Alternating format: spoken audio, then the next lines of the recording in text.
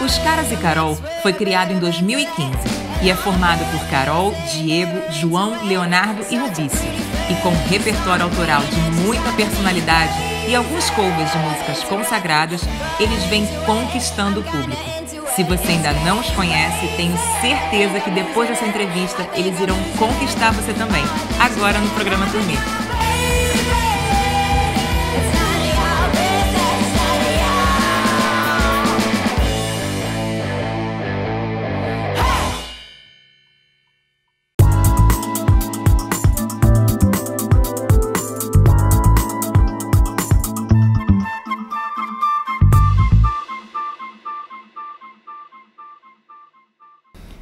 Gente, é um prazer estar aqui com os Caras e a Carol, a nova banda que está surgindo, mas vocês começaram, se juntaram em 2015, né? Sim, sim. E se eu não me engano, não foi com música, não. Primeiro vocês estavam ali nas artes cênicas, e depois foram pra música, né? Foi, a gente começou porque estudávamos juntos numa escola de teatro e TV que tem aqui no Rio, que é a Escola do Wolf. E eu e o Léo éramos alunos, o Diego professor e o João é irmão de uma amiga nossa que era aluna também. E aí, tanto que não era uma banda no início, a ideia era fazer um musical. Um musical que se passasse num show de uma banda e aí teriam músicas autorais, e quando a gente se encontrou pela primeira vez, teve aquela coisa de cada um foi mostrando as composições que já tinha, e aí a gente viu que se a gente transformasse numa peça, num musical, ele ia ficar preso num sistema de tipo, para apresentar você teria que fazer uma temporada de alguma coisa, e aí você precisa de um teatro, e aí você precisa de um... E as músicas iam ficar presas àquele formato. E aí acabou que no primeiro ensaio já a gente desistiu de fazer musical e aí virou banda. Teve um sarau na casa do João e a gente viu o João e falou, a gente quer o João. E foi assim que começou. Mas a banda é composta por você, né, Carol? O Léo, o João, e a gente tem mais 2 músicos, né, que não puderam estar aqui com a gente. O Diego e Rubício. E Rubício. Isso. E como é que vocês fazem? É uma galera, né? Pra fazer as composições, pra acertar como vocês vão trabalhar a música de vocês. Como é que funciona a química de todos vocês juntos? Eu acho que cada um tem um processo individual primeiro, para depois chegar num processo coletivo. O Léo escreve bastante, eu escrevo de vez em quando, é uma coisa muito de quando a inspiração vem. O João escreve também, o Diego escreve, e aí a gente tem esse momento de fazer o nosso sozinho, de escrever ou de criar alguma coisa e depois trazer para o grupo. E aí quando traz para o grupo, cada um coloca a sua, o seu pedacinho de ideia e de identidade. O que eu acho muito interessante também na nossa forma de compor é que a gente pensa sempre em arranjos mais cênicos, porque como todo mundo veio essa base das artes cênicas, do teatro, do palco, a gente tenta sempre, a gente sempre pensa em tudo, pensa em iluminação, na direção do show, em clipe, quando a gente está fazendo arranjo. Então isso eu acho que é a maneira de pensar. É legal ter essa visão ampla, né? De audiovisual. Todo o processo criativo de vocês. É muito louco, porque hoje em dia, com a internet, você tem que pensar nisso tudo, entende? Para ter o produto completo, o audiovisual ele é muito importante hoje em dia. Então, se a gente não pensar nisso, como é que a gente vai criar nossa identidade toda, sabe? E as influências de vocês? Todo mundo tem um ponto ali convergente onde vocês se encontram? Ou todo mundo tem um estilo completamente diferente? Sem dúvida isso. Eu acho que a gente, por ser de gerações diferentes, né? Eu sou o caçula da banda, vou fazer 18 anos semana que vem, cara. Não sei quando vai o vídeo vai pular, mas semana já vai dar maioridade ou não? Já vai dar maioridade. E, por exemplo, o Léo 24, o Carol 21. Não, 26, infelizmente. Não vou nem falar a minha idade, então já só falando 26, infelizmente. Eu não vou nem falar a minha idade. A gente tem referências de várias épocas diferentes, então eu acho que também trazer coisas diferentes, a gente acha a unidade dentro do som. Eu tava falando sobre isso com a minha mãe, inclusive, que nunca foi porque todo mundo gostava muito de rock, tipo, todo mundo quer fazer rock. Sempre foi porque um tinha uma coisa daqui, o outro tinha uma coisa dali, e aí quando a gente se juntou e pegou todas essas referências das coisas que a gente ouviu a vida inteira, o Ruvício, ele é músico profissional, ele toca com outras pessoas, então ele vem de gigs completamente diferentes. O Léo tem um set de referências, o João tem, eu tenho, o Diego tem, que quando elas entraram em conjunto, a gente viu que a gente estava tocando rock. Então foi uma boa surpresa, na verdade, porque eu acho que nunca foi porque todo mundo era muito fã de rock, eu acho que a gente gosta muito, sim, mas o início nunca foi por isso, foi porque a gente gostava muito de música, e aí quando a nossa música se encontrou, nasceu o rock. E você perguntou de referência, eu acho que uma boa referência que a gente usou para essa música Cabelo, inclusive, é o Fleetwood Mac, né? Que a gente estava ouvindo muito na época e resolveu levar isso assim como The Chain.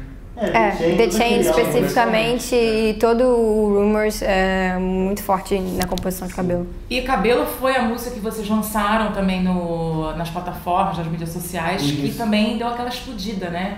Que deu mais de 500 mil visualizações em 2 semanas. Foi. Como foi isso pra vocês? Foi uma coisa... Eu realmente não esperava que teve esse resultado todo, e as pessoas comentando, todo mundo comentando que gostou, todos os comentários a maioria são positivos. E isso é muito importante pra gente. Eu solto meu cabelo sem medo de me jogar, e essa noite não quero motivo nenhum para me preocupar. Acho que a gente não esperava essa recepção tão calorosa, especialmente porque é uma música que tem uma temática mais pessoal, mais introspectiva, e ver tanta gente que está se identificando, que fala tipo, isso fala da minha história, isso fala de mim também. É legal que a gente consiga conversar com tanta gente.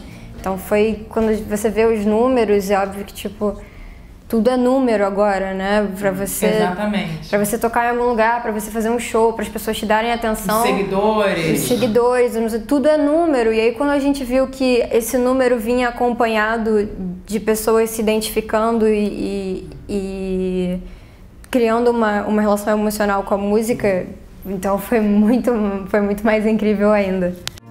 Não existe fórmula nem equação pra quando os meus pés deslizam pelo chão. E vocês, além disso, né, vocês também vêm de lugares diferentes. Uma parte vem...